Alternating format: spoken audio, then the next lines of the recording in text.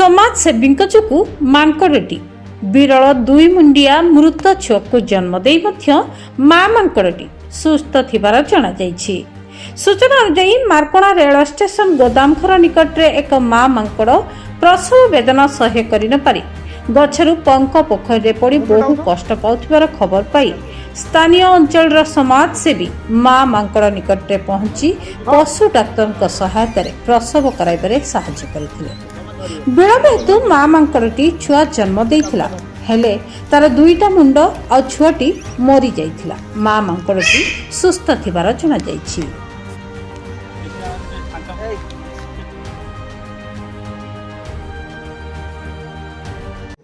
समाजसेवी राजू सिमुलिया बालेश्वर आमर जो रेलवे जैकेट मार्कुणा गौड़दिया निकट में एक माँ मांकड़टी प्रसव वेदना सही न पारि तले गोटे खाल पंक भाया पानी थिला, हल्का हल्का पानी जोटी गली पड़ता। गली पड़ार देखी स्थानीय लोक मत खबर देले, मुझे आसी पहुँची देखा क्षण की मांकड़टी बहुत असुस्थ भाव में पड़ रही है।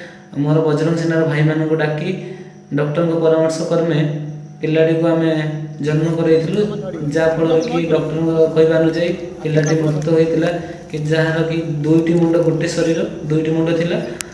माँ मांकड़ टी सुस्थ अच्छी आमती कम मत सहयोग करते बजरंग सेनार भाई मैंने।